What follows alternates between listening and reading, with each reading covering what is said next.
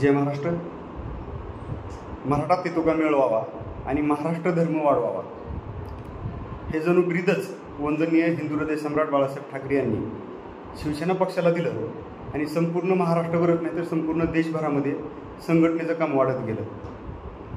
आता एक विचार केला तर मराठा हा शब्द त्यांनी कोणत्या उद्देशानं वापरला हा संपूर्ण महाराष्ट्राला आणि देशाला माहिती आहे. मराठा म्हटलं की त्यांनी तो प्रांतवाचकून तिथं शब्द वापरला आणि ज्यावेळेस प्रांतवाचकून शब्द वापरला जातो त्यावेळेस सगळ्या ज्या सीमा आहेत त्या सगळ्या सीमा ओलांडून महाराष्ट्र धर्म वाढवण्यासाठी काम करण्याचं काम वंदनीय हिंदू हृदय सम्राट बाळासाहेब ठाकरे यांनी केलं आणि संपूर्ण देशभर शिवसेनेचा इवलसं रोपटं लावलं होतं त्याचं वटवृक्ष करण्याचं काम त्यांनी केलं. त्याचप्रमाणे जय महाराष्ट्राचा जयघोष करत संघटना वाढत गेली आणि खऱ्या अर्थानं आज खरी शिवसेना जी आहे जी वंदनीय हिंदू हृदय सम्राट बाळासाहेब ठाकरे यांनी या महाराष्ट्राला या देशाला दिली ती शिवसेना खऱ्या अर्थानं पुढे नेण्याचं काम तुमचे आमचे सगळ्यांचे नेते महाराष्ट्राचे लाडके लोकप्रिय नेते अनाथांचा नाथ एकनाथ ज्यांना अनाथाचा नाथ ही उपाधी जनतेतून दिली गेली जनतेतून बहाल केली गेली असे एकनाथजी शिंदेसाहेब शिवसेना पुढे घेऊन जाण्याचं काम करत आहेत. आणि आज या धाराशिव जिल्ह्याचे पालकमंत्री आमचे नेते माननीय तानाजी सावंतसाहेब हे मोठ्या ताकदीनं एकनाथजी शिंदेसाहेबांसोबत काम करत आहेत. परंतु परवा एक गोष्ट घडली.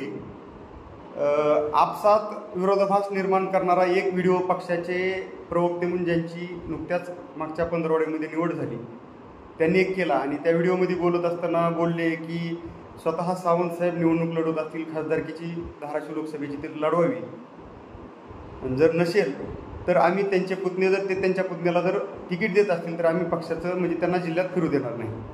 तर मला वाटतंय की आत्ताच मी जय महाराष्ट्र हे जे ब्रीद आहे त्या ब्रीद तुम्हाला सगळ्यांना समजून सांगितलेलं आहे. तर मुळात म्हणजे तिकीट कुणाला द्यायचं कुणी मागणी करायची मागणी कुणी करायची हा लोकशाहीनं प्रत्येकाला अधिकार दिलेला आहे. तो मला दिला इथं बसलेल्या प्रत्येकाला दिला आहे. परंतु तिकीट कुणाला द्यायचं हे सन्माननीय पक्षप्रमुख एकनाथजी शिंदेसाहेब महायुतीतील दोन्ही घटक पक्ष असणारे त्या दोन्ही घटक पक्षाचे महाराष्ट्राचे उपमुख्यमंत्री असणारे अजितदादा असतील किंवा देवेंद्रजी फडणवीस असतील तसेच ह्या जिल्ह्याचा विषय आल्याच्यानंतर ह्या जिल्ह्यामध्ये लोकसभा कोण लढवणार ह्या जिल्ह्याचे वरिष्ठ नेते तर ठरवतीलच परंतु सर्वेसर्वा ह्या जिल्ह्याचे पालकमंत्री असणारे तानाजी सावंतसाहेब त्याचा निर्णय घेतील. परंतु विरोधाभास परस्पर निर्माण करणारा हा व्हिडिओ आला. पक्षाचे प्रवक्ते असणारे एगेजी केदार ते खरं तर पक्षाचे प्रवक्ते आहेत परंतु मी एक गोष्ट त्यांना सांगू इच्छितो या माध्यमातून की ज्यावेळेस आपल्याकडं पक्षाच्या प्रवक्तेपदाची जबाबदारी येते त्यावेळेस तुमच्या व्यक्तिगत महत्त्वाकांक्षा आशा अपेक्षा काही ज्या असतील त्या बाजूला ठेवून खऱ्या अर्थानं पक्षाची भरभक्कम भूमिका मांडण्याचं काम तुम्ही ह्या स्टेजवरून केलं पाहिजे त्या विचारपीठावरून केलं पाहिजे. परंतु त्या दिवशीच्या तुमच्या बोलण्यातून तुमचा कुठेतरी व्यक्तिगत काहीतरी गोष्टी दिसून आल्या परंतु त्याचा उलट परिणाम असा झाला की जिल्ह्यातलेच आपल्या शिवसेना पक्षातील काही पदाधिकारी योगेश केदार यांच्या विरोधात बोलायला लागले. खरं तर घटना घडली परवा दिवशी परंतु मागच्या 2 दिवसामध्ये बरेचसे व्हिडिओ आपापसात तयार झाले. परंतु काही अतिउत्साही कार्यकर्ते असतात ते आपापल्या नेत्याला खुश करण्याचं काम करत असतात. जी योगेश केदार यांनी भूमिका मांडली की बाहेरचा उमेदवार इथं चालणार नाही. परंतु मला एक गोष्ट इथं निश्चित सांगायची ह्या जिल्ह्याचा भकास करणारे तेरणा सहकारी साखर कारखान्याची राख रांगोळी करणारे स्वतः कधीही पिठाची चक्कीसुद्धा न उभा करू शकलेले या जिल्ह्याचे सध्याचे चालू असणारे खासदार ज्यांना निवडून आणण्यासाठी तन मन धन लावून तानाजी सावंतसाहेब यांनी प्रयत्न केले त्या खासदारांनी या जिल्ह्यामध्ये त्यांच्या गावामध्ये साधी पिठाची चक्कीसुद्धा उभी केली नाही.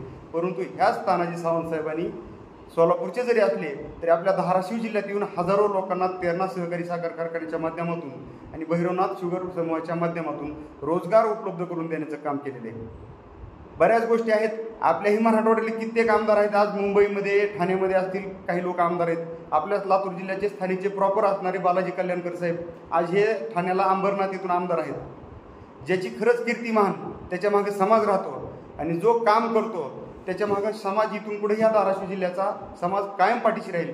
परंतु माझा आजच्या ह्या पत्रकार परिषद घेण्याऐवजी आम्ही एक आज या व्हिडिओच्या माध्यमातून ह्या जिल्ह्यातल्या आणि महाराष्ट्रातल्या जनतेला एकच सांगू इच्छितो इथं प्रांतवादासारखं संकुचित विचारसरणी घेऊन कुणीही काम करू नये. हा महाराष्ट्र तुमचा आमचा सगळ्यांचा आहे आणि त्या महाराष्ट्राला सुजलाम सुफलाम करण्यासाठी आम्ही सगळ्यांनी काम केलं पाहिजे. आणि शेवटी एकच गोष्ट सांगतो की जी योगेश केदारांनी केलं आणि त्याच्यानंतरही त्यांच्या विरोधात 3-4 व्हिडिओ आले, हा व्हिडिओ कोणाच्याही विरोधात काम करण्यासाठी नाही, तर आपापसातली मतभेद विसरून सगळ्यांनी एकत्र येऊन शिवसेना एकनाथ शिंदे साहेबांच्या सोबत भरभक्कम पाठीमागे आम्ही काम केलं पाहिजे. तानाजी सावंत साहेबांच्या पाठीमागे आपण सगळ्यांनी काम केलं पाहिजे, याच्यासाठी हे करतोय. परंतु इथून पुढच्या काळामध्ये जर कोणी अशाच पद्धतीचं पक्ष शिस्तभंग करण्याचं काम करत असेल तर येणाऱ्या काळामध्ये पक्ष शिस्तभंगाची कारवाई करण्याचं काम आम्ही पक्ष नेतृत्वाला बोलून त्याच्या विरोधात पक्ष शिस्तभंगाची कारवाई करण्याचं आम्ही काम करू. एवढंच बोलून इथं थांबतो. जय हिंद, जय महाराष्ट्र.